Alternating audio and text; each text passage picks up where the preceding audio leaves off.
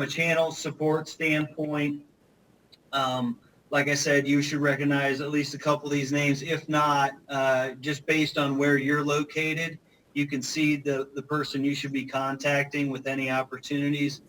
And we'll provide this contact information here at the end of the presentation if you don't have it already. So from a product standpoint, this slide just kind of goes through everything we do from a technology perspective and the products that you in the channel can sell.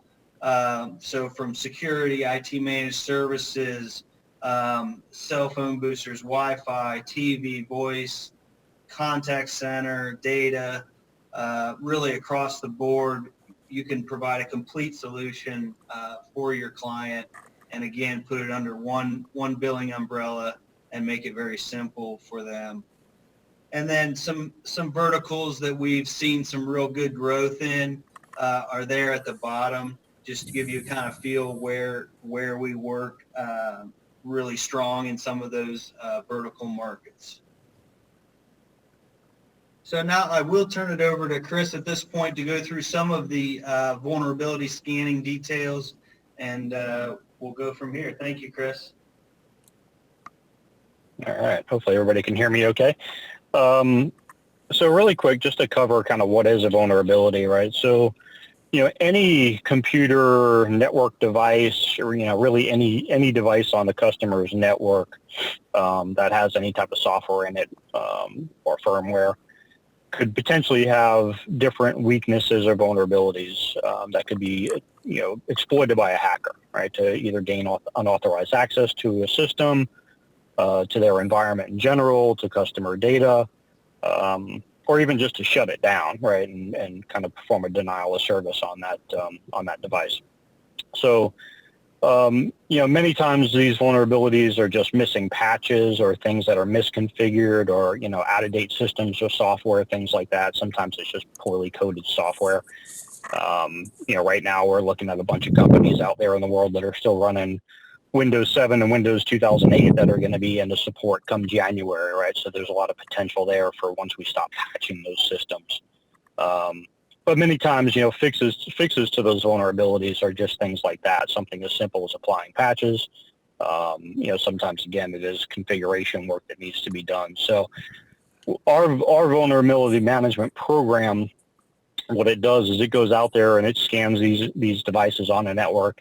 It identifies those vulnerabilities that are out there, and we can present those to the customers so they have visibility into what potential vulnerabilities live within their environment. When you're managing those vulnerabilities, it's really a cyclical practice, right? So this is something that any IT environment should be doing on a monthly basis, if not more frequently, which is really going out there and looking for those vulnerabilities and correcting them. Getting forward on, Brian.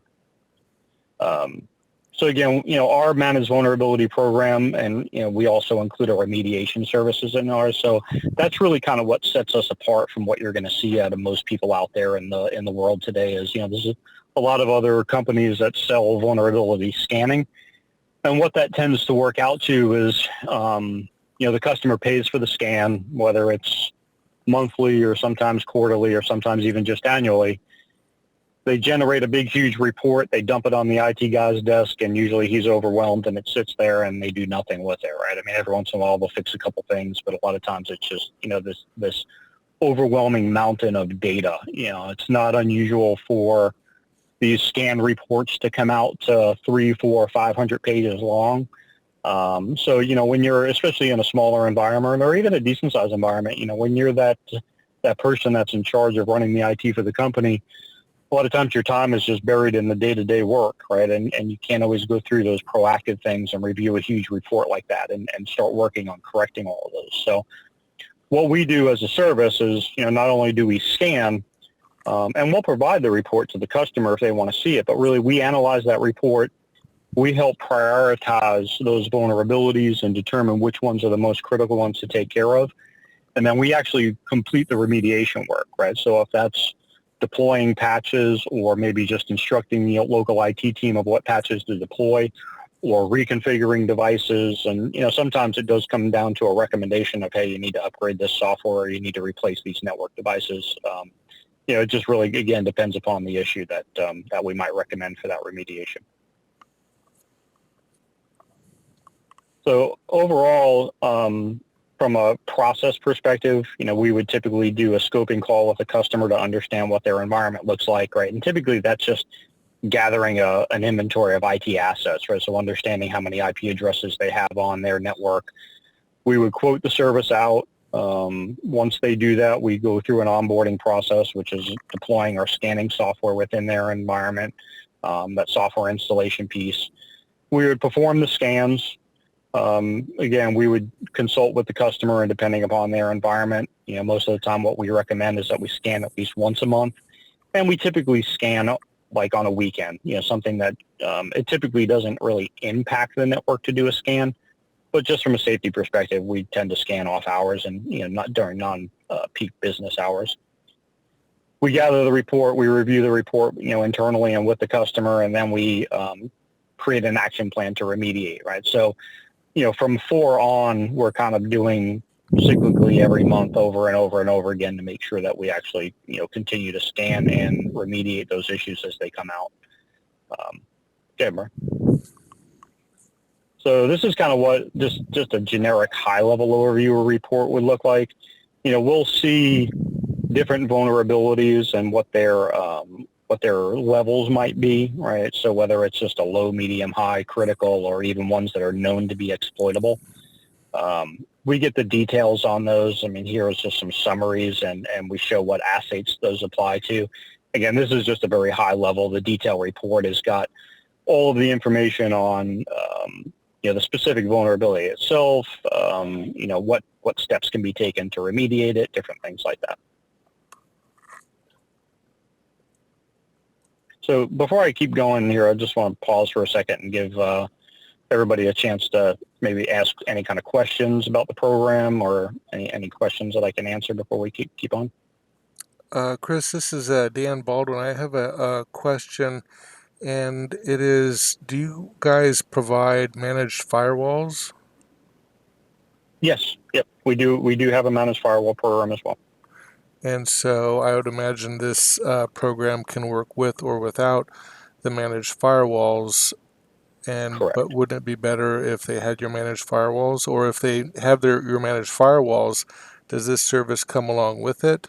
Because I would imagine, say, well, if we're using you for firewall, why would we ever have any vulnerabilities?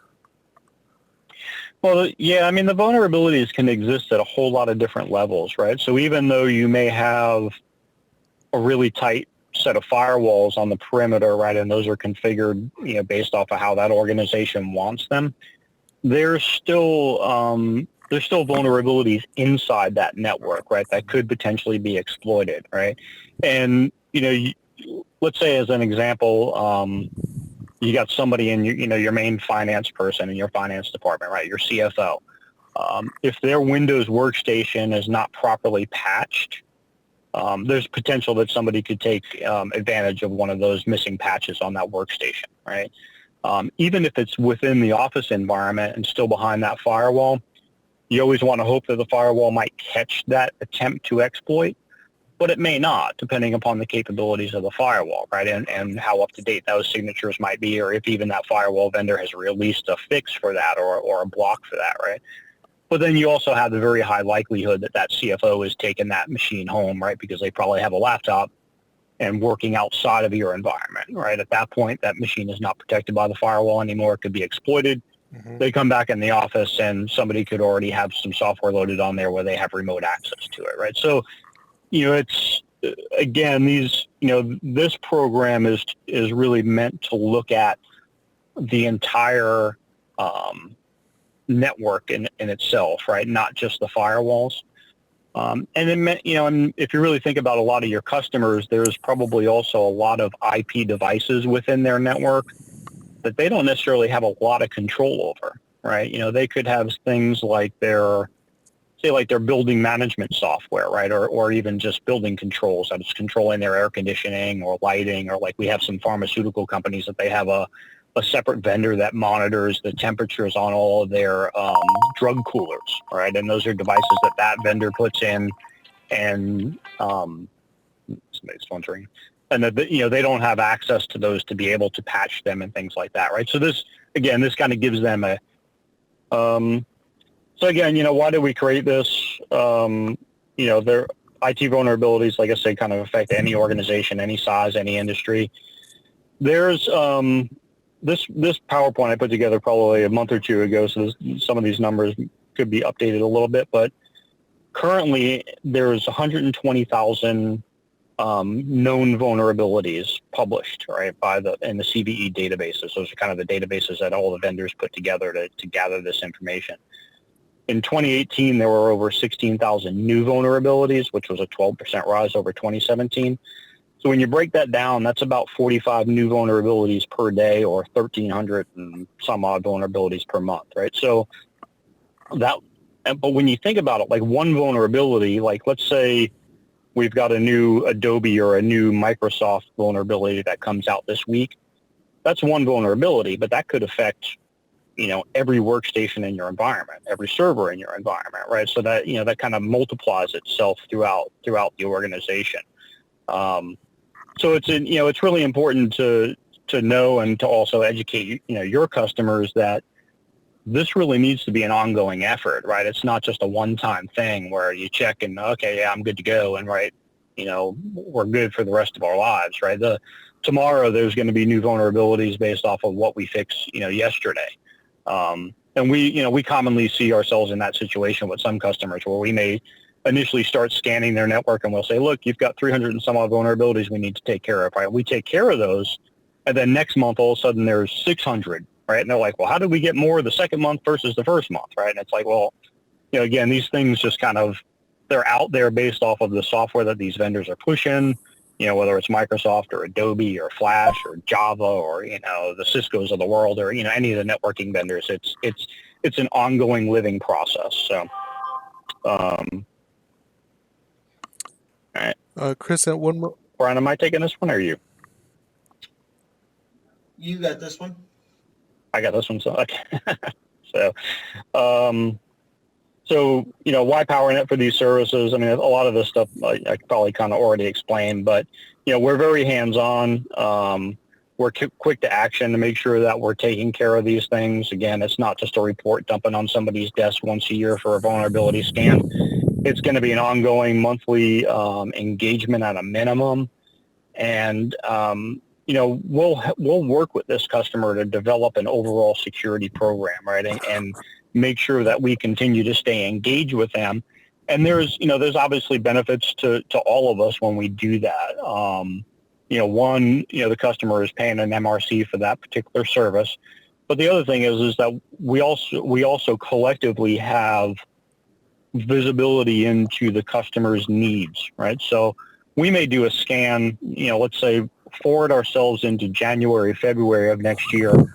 There's going to be plenty of environments where we're scanning, where we're saying, look, and we're already doing this proactively and tell them that it's coming, but we're going to see where we have a lot of customers that their Windows servers and their Windows workstations, if they're on Windows 7, are no longer supported, right? So that becomes a project. That becomes another sales opportunity for all of us to go out to a customer and say, hey, look, you've got to start looking at a server refresh on your operating system. And do you just upgrade the operating systems?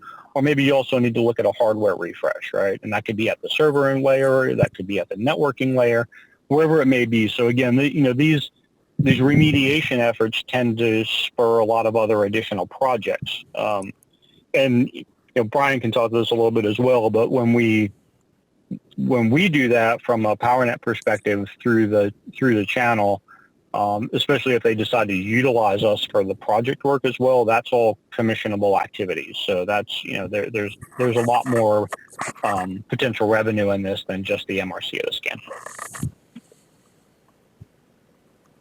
Okay. Chris, do you use your own employees, PowerNet employees, to do this, or are they contractors? Yes.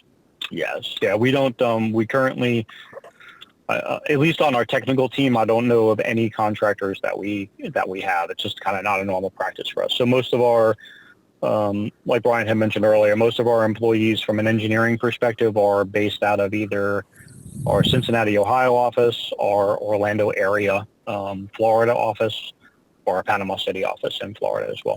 And, So all U.S.-based employees. and you had on the screen Tenable.io. Is that the software scan software that you use? Yep, that is the software that we use. They're pretty much the the industry leader in that scanning realm. Tenable is the developer of the original Nessus security scanner, so they've been around for a long, long time. They're very reputable. They also have a lot of things built into their software that is beneficial, again, for all of us, right? Because they do much more than just scanning to identify the vulnerabilities, like the missing patches and out-of-date software and stuff like that. But they also help identify things that are misconfigured.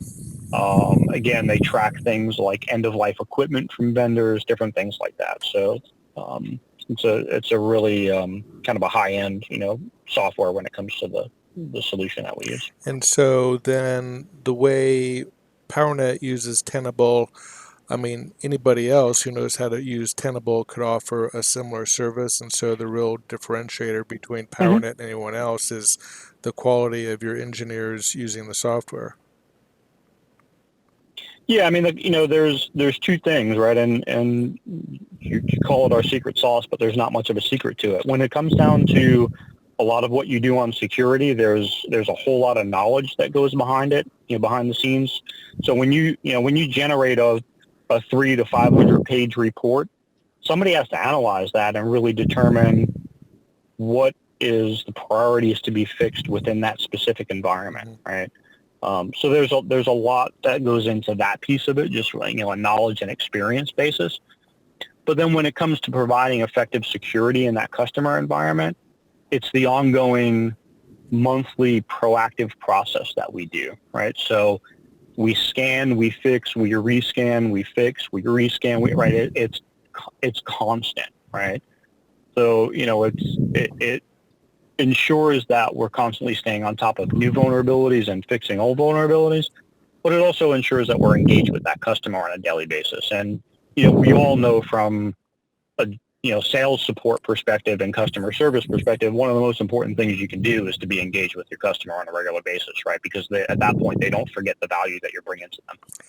And how many employees do you have that read these reports and such? Will the customer learn the first name of the person analyzing the report with them, and will that be the same person month after month after month, or do you have a lot of turnover? What are the odds that a customer subscribing to this for a whole year will have the same PowerNet security manager reviewing the report with them 12 months in a row? It's pretty likely that they'll always have the same person assigned to them. Typically, the approach that we take is that we always assign a primary engineer and then a backup, right? So, and every once in a while, depending upon the size of the environment, they'll tag team it, right? So the customer would be involved on a regular basis with both of them. But we always have that backup there that's at least familiar with the environment enough to make sure that if the person is taking some PTO or vacation time, that they can continue on with any efforts. But we don't have a huge amount of turnover. We have our technical staff within PowerNet is about 50 individuals. The individuals that are really strictly focused on security are probably just under 20, I think, if I'm counting right. And again, we don't, it's not like we queue up a bunch of scans and say, oh, somebody pick a scan, right, and take care of it this month. The security engineer really has to understand that customer environment, again, to make sure that we can prioritize the data that we're getting out of it and making sure that it's applicable to that customer. And you may answer this next question in the next slide or two, but my understanding is when you say, quote unquote, we fix it, you're fixing it as just telling the customer on a monthly basis, you have these new things, you have these old things, but it's really up to them to go into individual computers and fix stuff, or does your staff actually expend the hourly labor to then remote into their computers or appliances and make sure, that patches are updated and that sort of thing. And if it Mhm. is your people expending that labor, is there a monthly cap on the number of hours of labor? I mean, we do try to come up with at least a ballpark number of hours on the labor, but we do that in the initial scoping call with the customer, right? So what we typically see is that there's two sides to that, right? Very, very rarely do we ever have a customer that says, you guys are completely hands off, just tell us what to do, right? I mean, that comes up every once in a while, but honestly, it's really not our preference because we find ourselves in that same kind of bind, if you want to call it that the customer would already be in, where they just don't have the time to fix the stuff, right? Where we're constantly like, we're going month after month saying, did you fix this yet or no? Oh, I didn't get to it. This project, that project, right? Whatever the excuse is, right? And I'm not saying that they're necessarily shucking their responsibilities or being lazy. It's just they've got, they're taking care of a lot of the day-to-day stuff.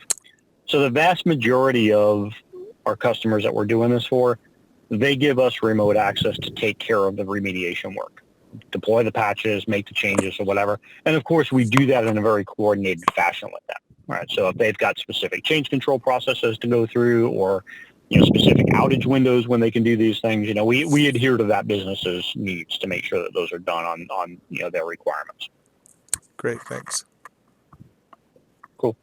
And again, in that initial scoping call with them, that's where we kind of determine where we think we need to be with that MRC, right, to make sure that we cover those hours, because it would be drastically different there. So on this slide, we're just kind of talking a little bit about, the different organizations, right? I mean, really, any size organization needs these type of services and should be doing this. The small organizations are typically a little bit less focused on security, but what we're starting to see there in a lot of these small organizations, especially like in healthcare, you may have a very small healthcare organization that nowadays winds up being tied back to some larger hospital entity, right, in the services that they're providing. Those hospitals are starting to enforce their security policies on all their little small vendors, right? So it's hard for even small organizations to ignore this stuff anymore. In the mid-sized organizations, they typically start to have a little bit more of a web presence, so there's a lot more opportunity for different attack surfaces there. They've got publicly facing web servers, things like that. Enterprise organizations, again, that's, they're going to be one of the bigger targets. Depending upon how big they are from an enterprise side, sometimes they'll have dedicated security people, and sometimes they won't. There's many times where we work with organizations that might have a security person on staff, but we'll just help supplement them. And again, it's really one of our main roles is to make sure that proactive task of fixing this stuff is getting done, and we're not that inside IT person that's getting bogged down in projects and different day-to-day activities. All right, bro. Oops.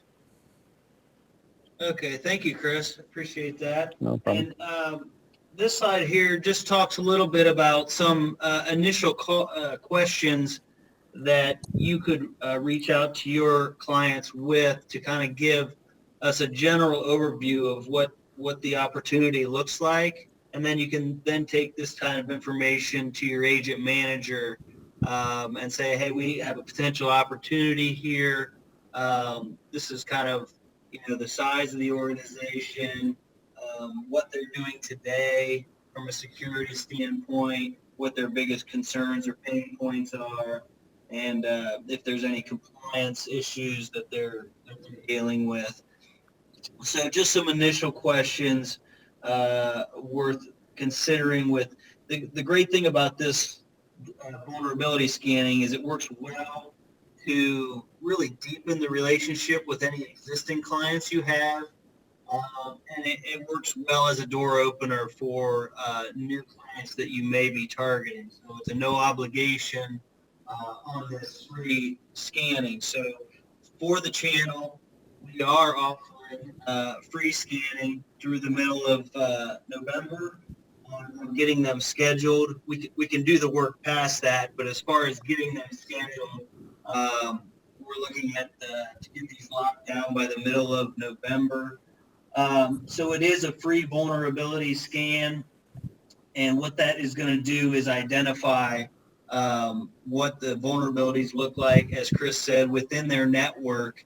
And then, you know, based on how critical those are, you know, then we can have a conversation with the client and talk about what it would look like if PowerNet began to remediate those initial uh, vulnerabilities, and then also work with them on a monthly or quarterly basis to continue that work.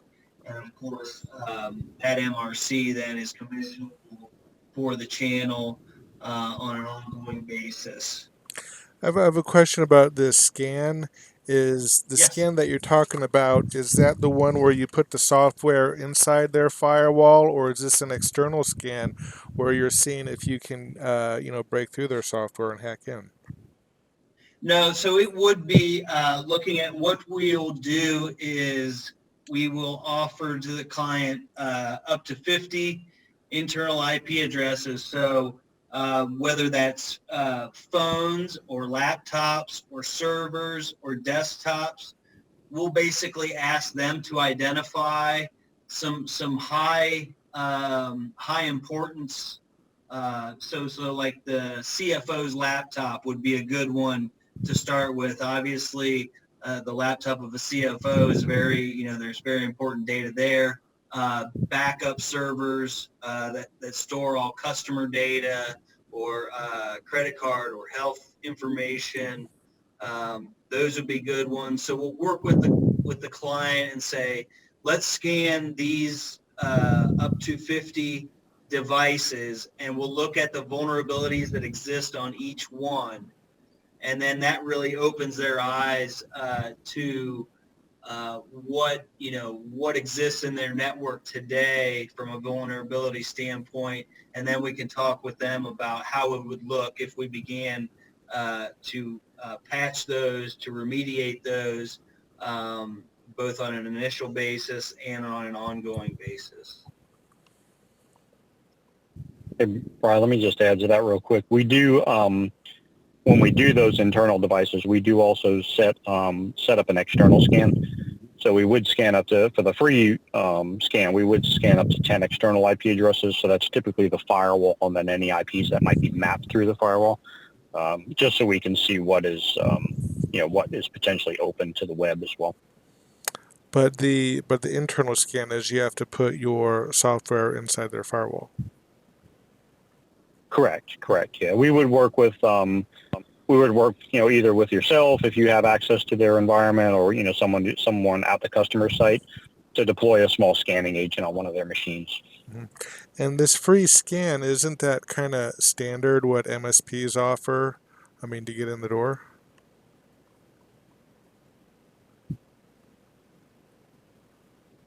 That I don't know. I'm not sure if other MSPs typically do this or not. I mean, again, we're doing the scan, plus we're doing, in this particular case for the free scan, we're not doing any of the remediation work, but we are doing at least a summary of the high recommendations that we expect, or would recommend that they fix. Now, of all, how this free scan offer, this isn't obviously the first time that you've done it, right? Is this something that you regularly do throughout the year? We've just started it here in the beginning of Q3. And how has the uptake been? I'm sorry? How has it been received? How many people have taken advantage? Oh, excellent. Excellent. I don't have the numbers right in front of me, but obviously when something is at zero cost, zero obligation, we've got a lot on the schedule, so our engineers have been very busy. And the people that take Yeah. advantage of this free scan, are they people who have their in-house IT people and they're just overworked, or are they people who are already outsourced to a external MSP and maybe they're wondering if their external MSP is really doing what they say they're doing? Most of them have been, they're looking for help from the IT side as far as. Okay, so what I think I heard you said is these people aren't already with an external MSP. They're still doing IT in-house, and they need help. Right. Okay. And the great thing about the whole managed services from a security standpoint and the vulnerability scanning and remediation, we're very flexible. Again, when you walk into each client is going to have a different structure within their IT department. Challenges, everything is going to be different from one to the next. So some will say, yes, I need help. Please take this whole thing off my plate. And others will say, we want you to look at the vulnerabilities and we want to know what it looks like. And then we want to work together with Powernet. And some of our folks can do some of this patching. And then we'd ask you to do some of the other things on a project standpoint. So really the full spectrum, Powernet doesn't try and shoehorn everybody into one structure. We'll get on the call with the client, and that's, kind of how we like to operate both with the channel and with your end users is, very high touch, very consultative approach. We just want to get on the phone and find out exactly what their pain points are, exactly what their structure is, what they're comfortable doing, what they are looking to give to us to help them with, and really create a custom program for them from a security standpoint. Okay. Thanks. And so this is just kind of the, in addition to those questions that kind of open the door with the client, here's, kind of what we need to get them on the schedule. And your agent managers can help you with this, but this is just kind of the contact info basically that we need to get it going. And then, that contact person is going to be very important to make sure that they either have access to those IP addresses and the network administration that they need, or they know the person very closely and can get them involved to make sure that we get all the technical details we need to run that pre-scan and then move forward with that process. Any other questions for what Chris or myself covered? Do you have some ballpark pricing for what this is going to cost, and how do you price it out on the MRC? Is it per IP? Is it per desktop? What do the widgets look like?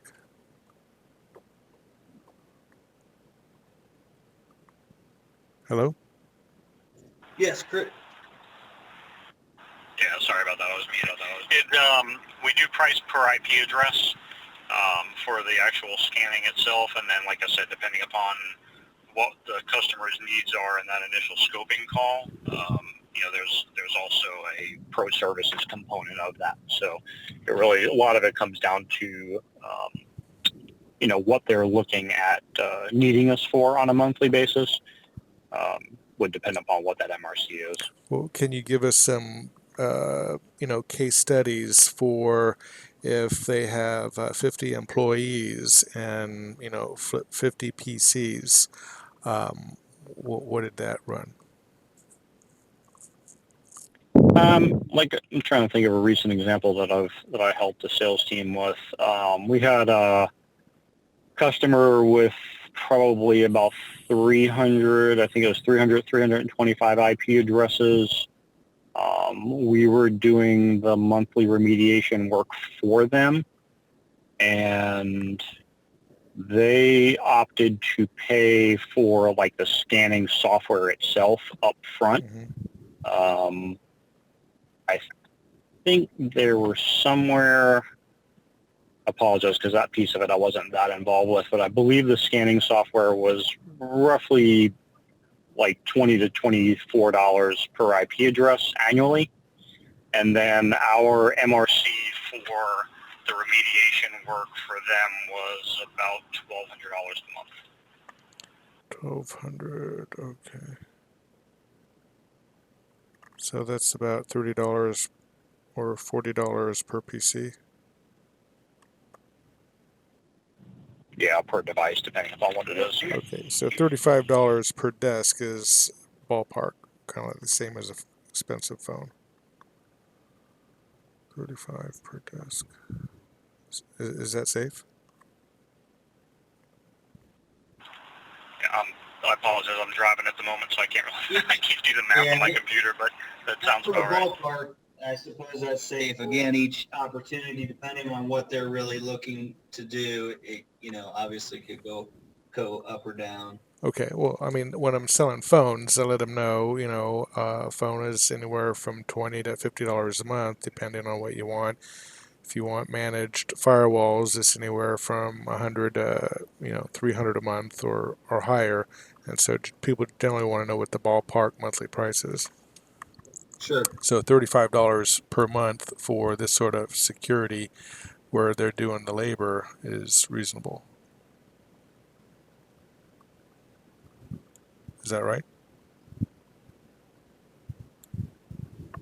Correct. Okay, great. And I would imagine that if, like I'm an older telecom agent, started out in long distance, and I get a lot of leads from MSPs where I run their network service and circuit orders, I'm not going to be real popular with them because this is already their business, right? I'd have to take this somewhere else. Yeah, I mean, if you have a strong relationship with them, I mean, because we find ourselves in the same boat every once in a while as well.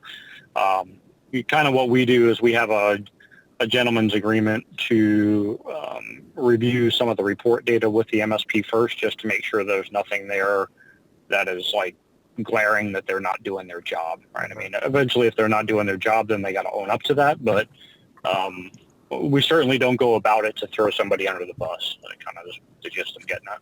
Okay. And do you find that, a lot of resellers such as Powernet probably already have MSPs, putting in orders. Do you find that, MSPs that do this for a living, will take, customers that, they don't really want to fool around with and, have you do this work instead of them?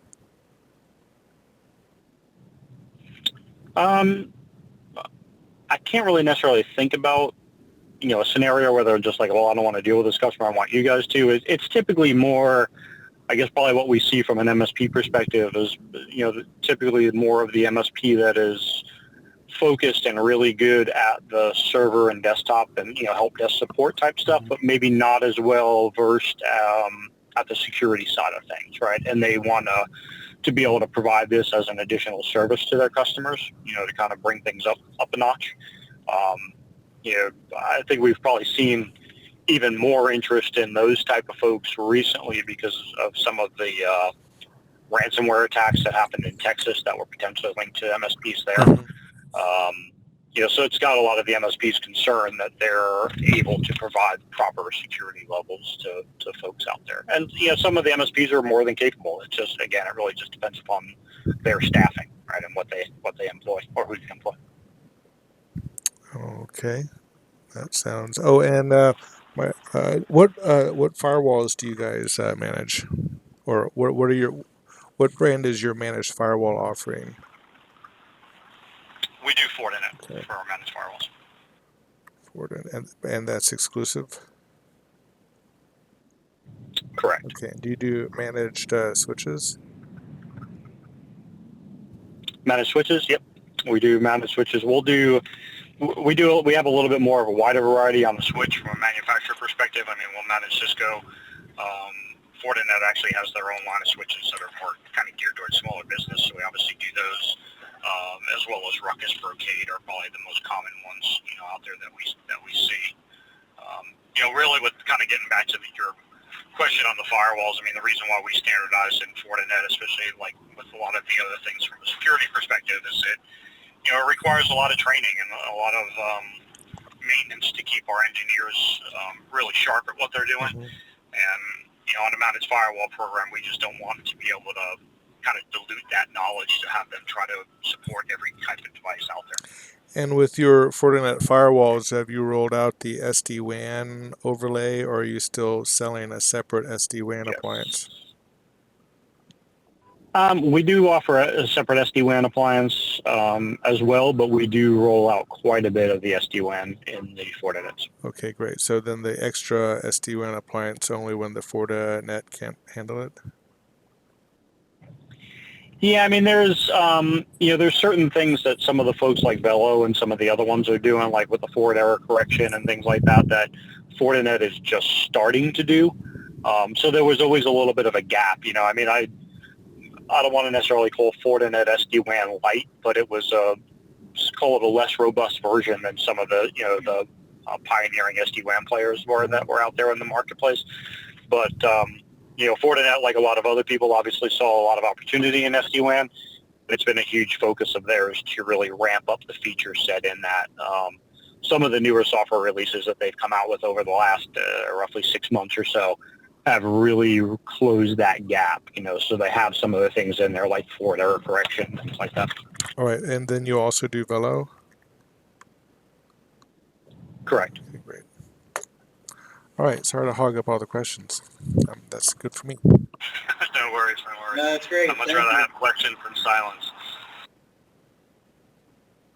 Well, I guess my last question then is, do you have packaged, marketing that, agents such as myself can, Kind of a marketing pack on the managed vulnerability scanning.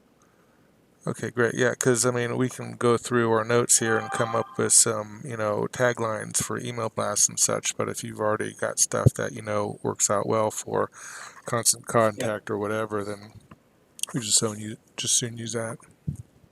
Absolutely. All right. Well, thanks a lot. I really appreciate it. You guys gonna send out a recording of this or something? Yes, sure will. Great. We're getting close to the top of the hour. Anybody have any final questions before we kind of wrap it up and get everyone back to their day?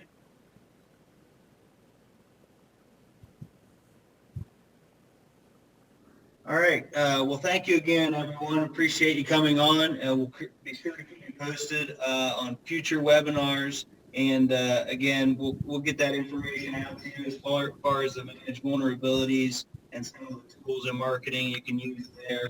And hopefully we look forward to getting on the phone with you and your client and talking through some of these opportunities. Thank you again. Everyone have a great afternoon. Thanks.